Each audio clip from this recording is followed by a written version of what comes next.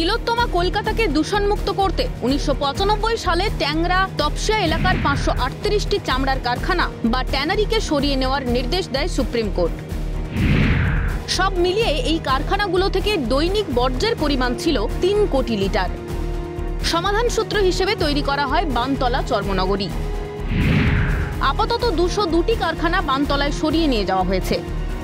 কিন্তু সবচেয়ে উল্লেখযোগ্য বিষয় হলো প্রায় 3 দশকের পরেও এখনো শহরের বিভিন্ন জায়গায় চলছে অবৈধ চামড়ার কারখানা বা ট্যানারি। তালিকায় বাদ নেই ট্যাংরা তপসিয়ার নাম।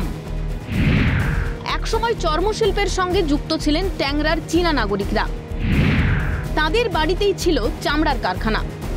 কিন্তু বর্তমানে শহরের মধ্যে অবৈধ চামড়া কারখানার রমরমা, আর সেখান থেকে ছড়াচ্ছে দূষণ। প্রসঙ্গত, দেশের সবচেয়ে দূষিত শহরের মধ্যে তৃতীয় স্থানেই রয়েছে শহর কলকাতার নাম। তবে এ প্রসঙ্গে কলকাতার মেয়র পরিষদ স্বপন সমাদ্দার জানান, ইতিমধ্যেই পুরসভার পক্ষ থেকে অবৈধ চামড়া কারখানা সরানোর জন্য ব্যবস্থা গ্রহণ করা হচ্ছে। প্রথমে তাদের বুঝিয়ে এই অবৈধ চামড়া কারখানা সরানোর জন্য আহ্বান জানানো হচ্ছে। তারপরেও কাজ না হলে তাদের বিরুদ্ধে আইনানুগ ব্যবস্থা গ্রহণ করবে কলকাতা পুরসভা, জানালেন তিনি।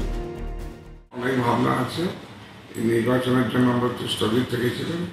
আমরা স্পেশাল দায়িত্ব দেবো। এলাকায় আমরা পরিদর্শন নিজেও যাব এবং সেখানে গিয়ে তাদেরকে বোঝাবার চেষ্টা করব, নতুন আইনানুগ ব্যবস্থা নেওয়া। দূষণের প্রভাবে ক্ষতিগ্রস্ত হচ্ছে পৃথিবীর বাস্তুতন্ত্র, যার ফল পড়ছে পরিবেশে। বাড়ছে উষ্ণায়ন, তা হাড়ে হাড়ে টেরও পাচ্ছে মানুষ। দূষণ নিয়ন্ত্রণে বহু ব্যবস্থাই নিচ্ছে কলকাতা পুরসভা। কিন্তু শহর থেকে অবৈধ চামড়া কারখানা সরাতে এত দীর্ঘসূত্রিতা কেন? কেনই বা এখনো পর্যন্ত বন্ধ করা গেল না অবৈধ ট্যানারি? এর জেরে যে দূষণ ও ক্ষতির সম্মুখীন হচ্ছে শহর কলকাতা, সেই দায় কার? এই প্রশ্নগুলো কিন্তু থেকেই যাচ্ছে। ক্যামেরায় জনি মণ্ডলের সঙ্গে খালিদ জামালের রিপোর্ট, ক্যালকাটা নিউজ।